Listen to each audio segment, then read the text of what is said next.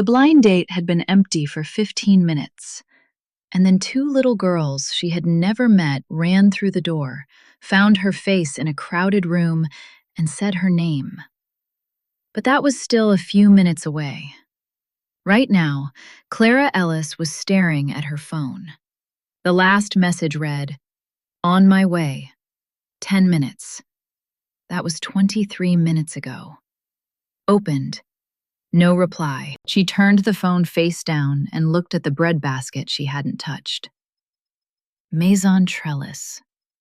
The kind of place where sitting alone too long became a social arithmetic the room wasn't designed to accommodate.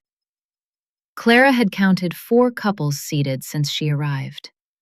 She had ironed her blue dress twice. She had taken the 40-minute bus ride because she'd told Rachel she ordered a cab. The waiter set a cream-colored card beside her glass. Not a menu. A bill. The polite architecture of an ejection. She was reaching for her purse when the manager, silver-haired, bearing of a man who had built a career out of deciding who belonged where, began moving toward her. Then the same waiter, reaching past her to collect a side plate, caught the edge of his water pitcher. The water hit her dress across the right knee. Cold, immediate, soaking through fabric she had ironed twice. "I'm so sorry. If you'd like to step to the restroom, we can have the table cleared while—" "I'm fine," Clara said. He hesitated. "I'm fine." She picked up her own cloth napkin and pressed it once against her knee. Then, without hurry, she folded it, lengthwise, corners in, a pinch at the base, a tuck along the back, and set a white linen swan on the table in front of her. The waiter looked at the swan, then at her. He made a small recalibration and said nothing further. The manager was 12 feet away when the door opened hard, pulled by small hands with too much momentum. 2 girls, 5 years old, identical in dark braids coming undone, patent shoes clicking too fast on the marble floor, burst through with the full-body panic of children who have made a decision they now understand might not have been right. Flushed cheeks, wide eyes, scanning the room. The nearest waiter stepped forward. "Excuse me, you can't be in here without an adult." "We have one," said the one on the left, with absolute certainty. "She's here," said the one on the right. And then they found Clara. Not with the tentative look of children encountering a stranger, with recognition, the way you find someone whose face you already know. Clara was on her feet before the thought had fully formed. "They're with me." She stepped between the girls and the waiter and held out both hands. The girls grabbed her fingers, both of them at the same instant, grip firm and immediate. She opened her purse. $43, the last of the week. She laid the bills on the tablecloth in one unhurried motion. "I'll be ordering shortly." A calculation moved through the manager's eyes. He withdrew. Clara pulled 2 chairs close, and the girls climbed into them. "You're okay," she said quietly. "Catch your breath." The one on the right was still trembling. Clara held up the linen swan, and the girl went still. "How did you do that?" she whispered. "I'll show you. What's your name?" "Ava. She's Sophia." "I'm Clara. Did you two come in alone?" Sophia nodded with the gravity of a child confessing something important. Ava leaned forward and cupped both small hands around Clara's ear, as if what she was about to say was too large for the open air of the room. "Miss Clara," she whispered. "Daddy says he's sorry he's late. He says he's not going to leave you." Clara went still. Ava's hands were warm against her ear. The linen swan sat between them on the table. The restaurant carried on around her. Glasses, voices, the kitchen, and none of it reached her. He's not going to leave you. She sat back up slowly. She looked at the two girls, undone braids, patent shoes, high color still in their cheeks from running, and did not ask the question rising in her mind. She picked up the remaining cloth napkin. "Watch carefully," she told Ava. "This part is the secret." She didn't know yet that the next 10 minutes had already changed the shape of everything. There was a version of Clara's life she had stopped letting herself think about. It surfaced sometimes, in late October light, in craft store smells, in the warmth of a small hand in hers. Ava's fingers were loosely wrapped around two of her own. A classroom, with small chairs, a rug in primary colors, the smell of apple juice and children's shampoo, not cloying, but settling, the smell of something in its right place. She had been 16 when she wrote it on the goal sheet at the group home, underlined once.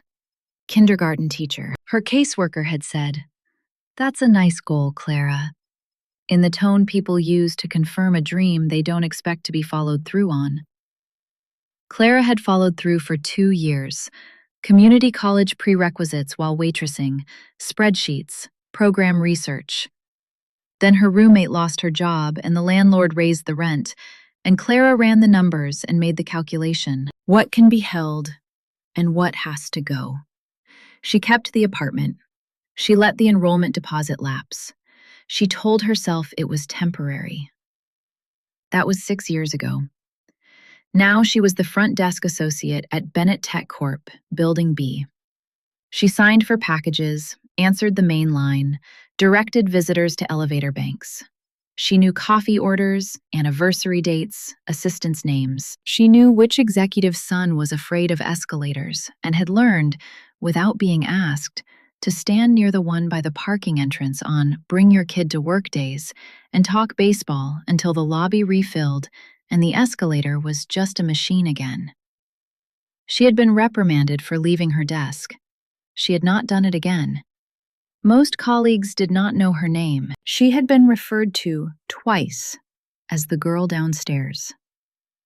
At the holiday party she attended by proximity, a woman from the 14th floor had spoken to her for 8 minutes about a vacation without once asking what her name was. Clara had answered every question politely and left before the speeches. She was good at being invisible.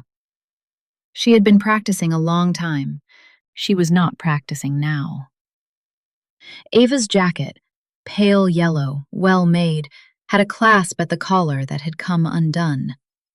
Clara reached into her purse, found her small sewing kit, selected needle and thread with automatic precision. "Can I fix this?" Ava turned the measuring look on her. Not, "Can you?" but "Should I let you?" Then she tilted her chin up and held still. Clara worked quickly. The clasp resettled. She was knotting the thread when Ava shifted and the small locket at her neck swung free. Silver, finer than the jacket, something given to a child to hold. It had fallen open.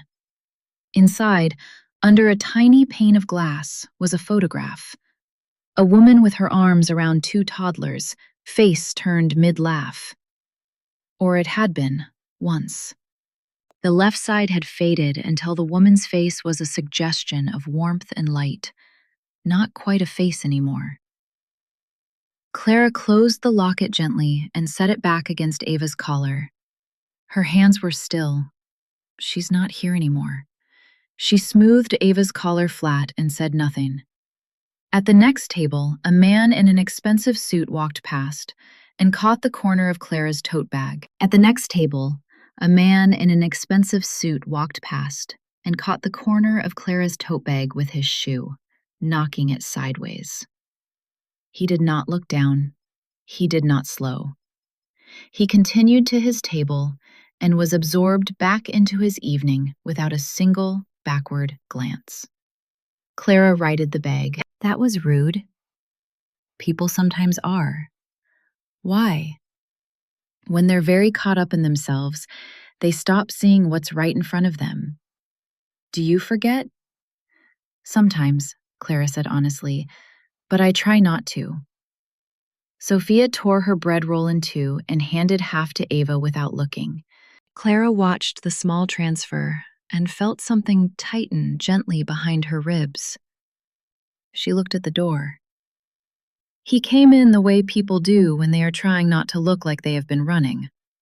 Jacket on, tie straight, breathing through his nose with the controlled steadiness. His face had been trained into a professional instrument, composed, neutral, giving away nothing.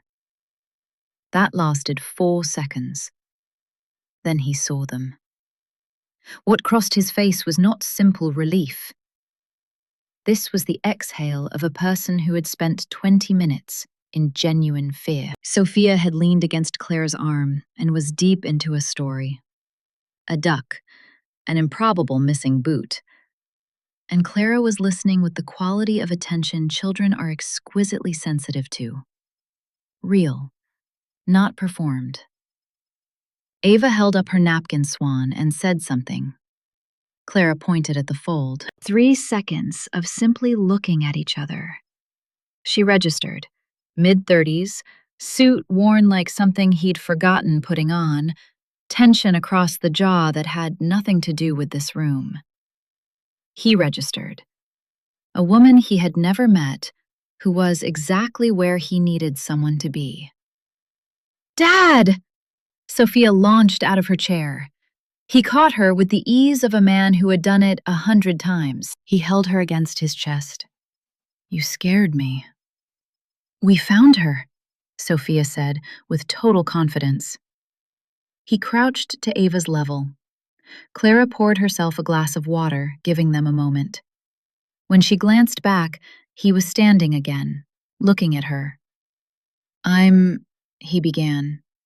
"You don't have to explain," she said. "They're fine. They were brave. They were reckless. Those can look similar from the inside." He held her gaze 1 beat longer than a stranger would have. Then he sat, not across from her, not in the chair that had been empty for 17 minutes, but at the corner, the 90-degree angle beside Ava. It felt more honest than the arrangement that had been planned. "You work at Bennett Tech," he said. Not quite a question. "Front desk, building B." He picked up the menu a waiter had quietly set beside him. "There was a child," he said without looking up. 8 months ago, 4 years old, lost in the lobby during the winter fair, standing right at the revolving door, about to walk into the street." He closed the menu and looked at her. Someone from the front desk took him by the hand, brought him to security, sat on the floor drawing trains to keep him calm. When the grandmother arrived, the boy was on the security desk with a granola bar and a drawing of the number 12 train. "The manager sent me a note afterward," Clara said. "Stay at the desk during events." "I know." Something in his voice that was not quite an apology. Not yet. "I didn't send that note." The twins had returned to their napkin swans. Sophia's had become a boat. Ava's was evolving into a horse. "They're good at making something out of almost nothing," Clara said.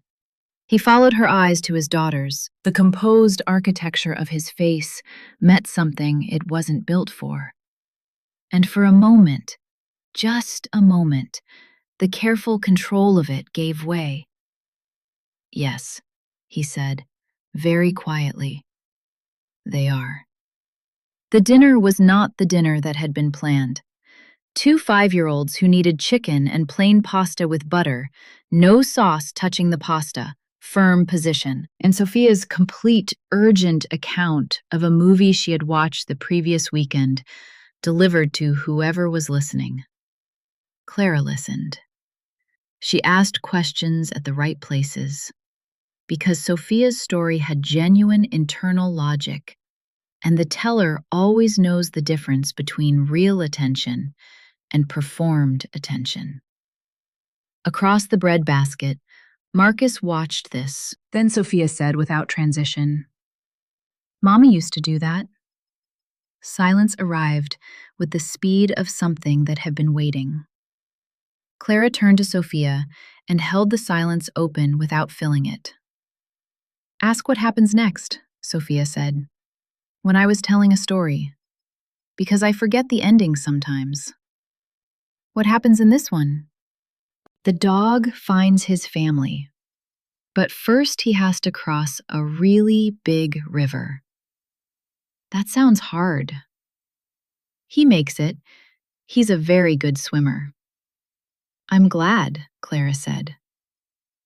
Sophia leaned against Clara's arm, the unthought-out lean of a child who has decided someone is safe, and continued her story. Ava had gone quiet, looking at the candle with focus that had nothing to do with the candle. "Ava," Clara said gently, "what are you thinking about?" "Nothing." "That's okay. I think about nothing sometimes too." A beat. "Do you miss your mom?" Ava asked. The table went entirely still. "I do," Clara said, holding Ava's gaze. "I didn't grow up with mine, but yes, I miss her." Ava absorbed this. Then, quietly, not to Clara, but to some interior conversation that had been running for 2 years with no one to hear it, "It's okay to miss her." "Yes," Clara said, "it is." Marcus looked at Clara. She did not look back at him. This was Ava's moment, and redirecting it toward him would not serve Ava. She kept her eyes on Ava, whose shoulders came down a fraction, the held tension finally releasing. The evening continued, warmer than it had begun. Then the woman in the cream blazer at the next table turned in her chair and said to her companion in a voice calibrated to carry exactly far enough, "Isn't this sweet? The nanny stayed late." Her companion produced a small, sealed laugh. The manager, passing nearby, paused. "Can I bring you anything, Mrs. Hartfield?" Clara set down her fork. To her left, Marcus had gone very still. The quiet sound of crystal under pressure, not cracking, just registering force. The manager turned back to their table. The shift in his manner, from warmth to handling, was more demeaning than anything, because it carried institutional confirmation. His hand reached toward the back of Clara's chair, the prelude to, "May I escort you?" "Don't touch her." 3 words, no raised voice.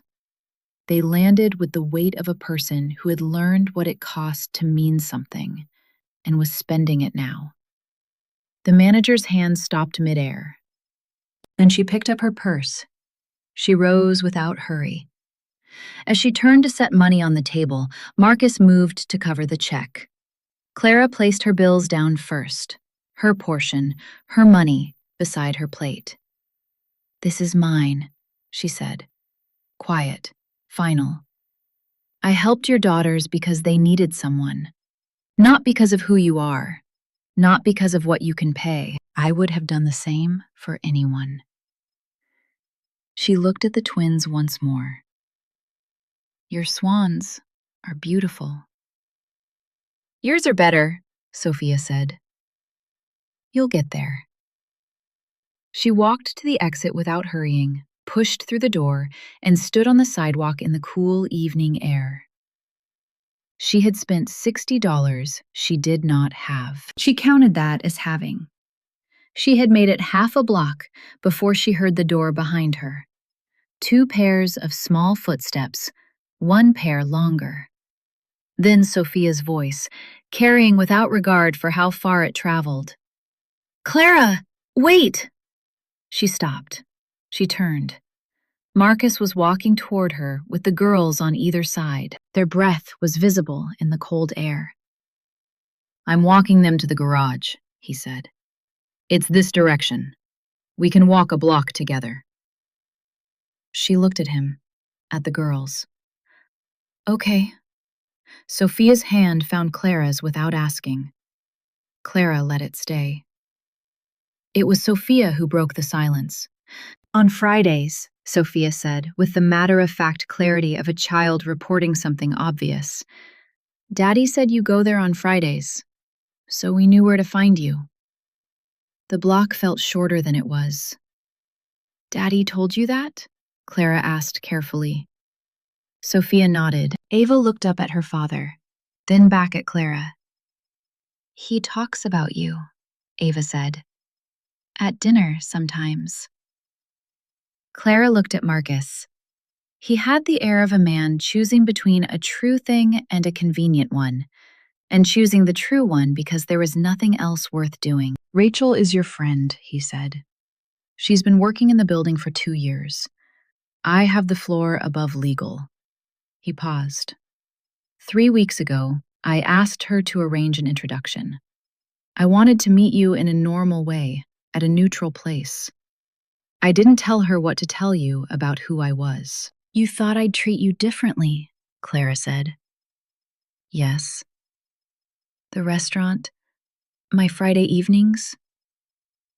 Rachel mentioned it. I chose the venue, booked the table. I intended to be there on time. He glanced at the girls. I didn't plan for them to. We planned it, Sophia said cheerfully. We wanted to see if you were real. Sophia. She is real, Ava said, to no one in particular, as if settling a question that had been open too long. Clara stopped walking. She stood on the sidewalk and looked at all three of them, trying to make something happen outside that arrangement. Part of her even believed it came from a real place, but there was another part. The part that had spent a long time being invisible and had learned to hold the experience of being noticed with both hands, and was now registering that what she had taken for being seen might have a different name. I have to go, she said. Not anger, something more careful. Marcus nodded once. No argument, no further explanation. I know. Ava stepped forward and put her arms around Clara's waist briefly, entirely without drama, the way she had at the table, and let go. Clara walked to the bus stop. She didn't call Rachel that night. She sat in the back of the bus and watched the city go dark and felt the low-grade vertigo of a floor that had moved. What she had experienced as a spontaneous evening had a spine, a plan, a file somewhere with her name on a tab. She had not been stumbled upon. She had been watched long enough for someone to know which restaurant she went to on Friday evenings and why. She was not yet sure if the feeling was closer to being chosen or being studied. And the distance between those two things, she knew from experience, was everything. She should not have been in that corridor. Returning ID badges to the security office on the 7th floor, technically outside her jurisdiction, but nobody else had moved on it. She should have stayed in the lobby. She was passing the small conference room when she heard his voice. The door was open 3 inches. His voice carried. I want it ironclad, he was saying. If she agrees to the role, I need the terms enumerated. Compensation, schedule, everything. I don't want any ambiguity that can be. A pause. Someone on the other end of the call speaking. Her comfort matters. Obviously. But my daughter's stability is the priority, and every data point consistently supports every data point. Clara's footsteps slowed without her deciding to. Rachel's assessment aligns with everything I've observed directly. The fit is unusual. I'm not going to pretend I haven't been strategic. I was strategic. I need you to draft the language so that it holds in any context. She was standing in a 7th floor corridor holding a bag of ID badges. I was strategic. She looked through the glass panel at an angle that let her see the conference table without entering the sightline. 1 manila folder, Her name on the tab, Child Care Proposal, Clara Ellis. Below it, in smaller type, Preliminary Response Analysis, Phase 1 Interaction Data. Phase 1. She walked, steadily, same pace, all the way to the security office. Handed over the badges. Thanked the officer. Took the elevator to the ground floor and sat at her desk with her hands in her lap and looked at the revolving door. Phase 1 Interaction Data. She thought about Sophia leaning against her arm. The napkin swans. The moment Ava's shoulders came down when someone finally told her she was allowed to miss her mother. She had not been performing. She had not been auditioned. She had simply been present with two children who needed someone present, the only way she knew how. Someone had been measuring the response. She thought about the restaurant she went to on Fridays because the water was free and the bread came with the table. Her private ritual. He had known. He had talked about her at dinner with his children. Enough that they knew her name before they ever met her.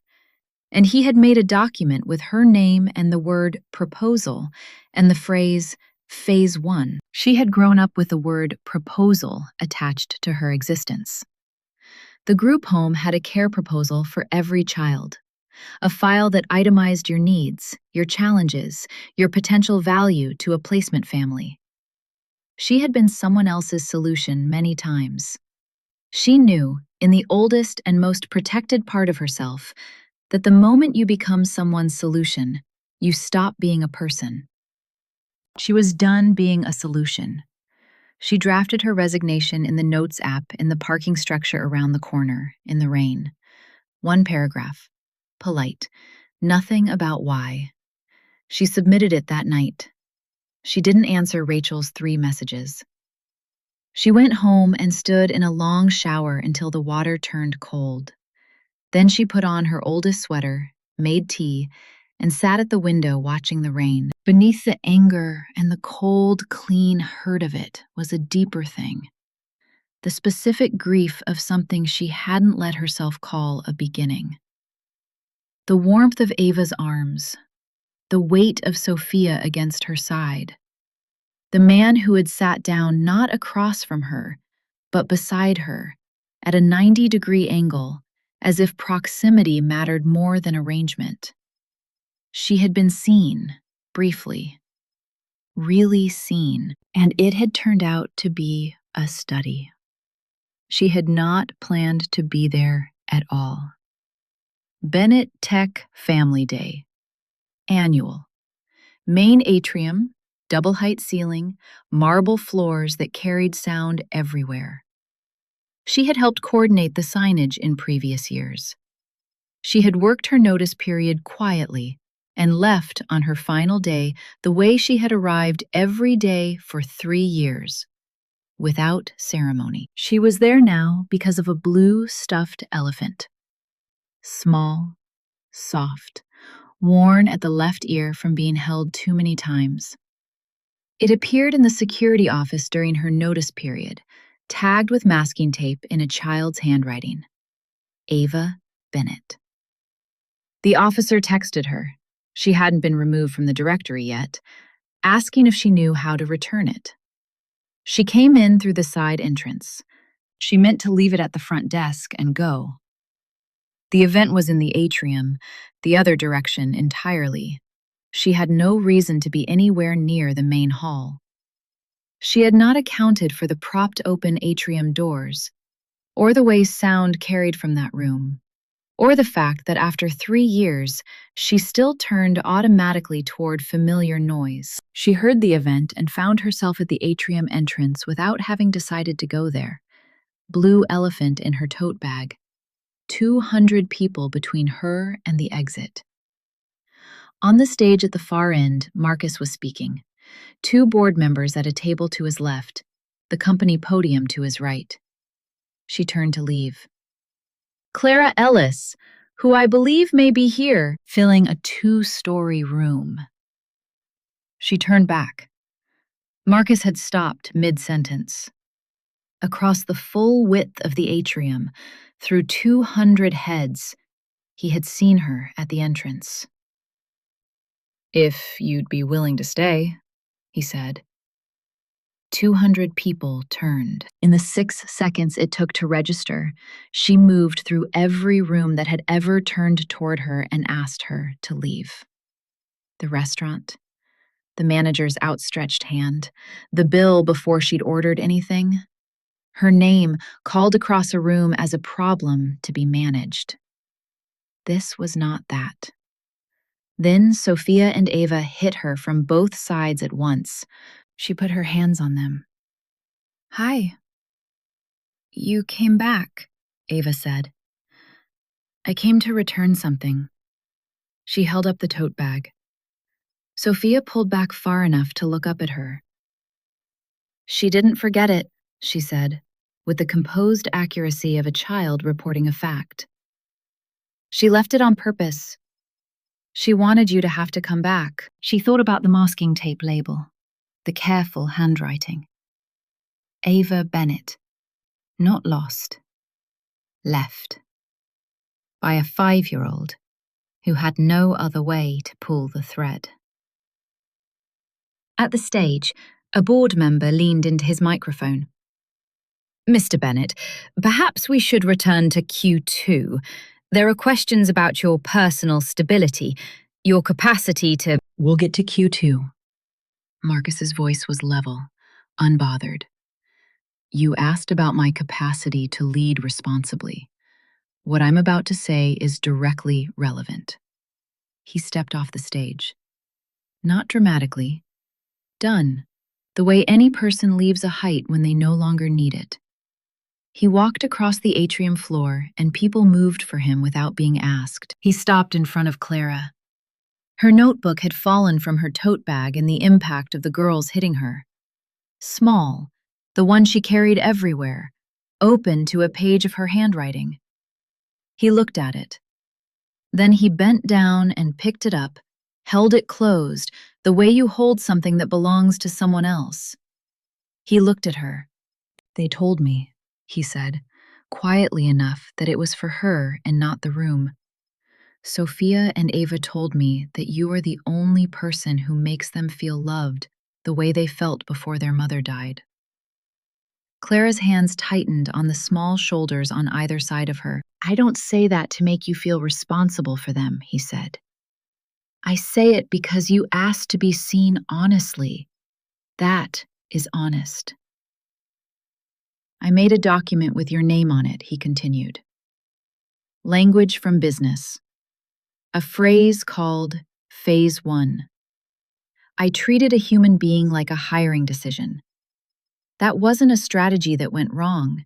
It was wrong from the beginning. So I built a context where it couldn't look like one. And in doing that, I did exactly what I was afraid you'd think I was."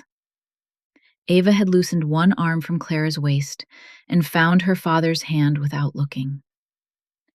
"I am not looking for a replacement," he said, "for my daughters or for myself." Then I managed to show her. Clara looked at him, at the notebook in his hand, her words held carefully between his fingers. She thought about the rain and the old sweater and the tea, the word solution and the word chosen and the long distance between them. A 5-year-old's careful handwriting on a masking tape label. She held out her hand for the notebook. He placed it in her palm carefully, the way you return something that was always someone else's to hold. "You hurt me," she said. Not an accusation, a fact that deserved to be named. "You took something I did because it was right, and you put it in a file." "Yes," he said. "I need you to know I left because I wasn't going to let anyone make a case study out of my kindness again. Not for any reason. Not for anyone." "I know," he said. "And I know what it cost you." Sophia said, very practically, "Is this when you decide?" What am I deciding? Sophia checked whether the question was genuine, concluded it was. Whether you're going to stay. Not the job, just stay. The afternoon light came through the high windows at the angle Clara had watched for 3 years. The angle she had stopped noticing because that is what happens when you look at something. I can wait as long as it takes. Sophia exhaled.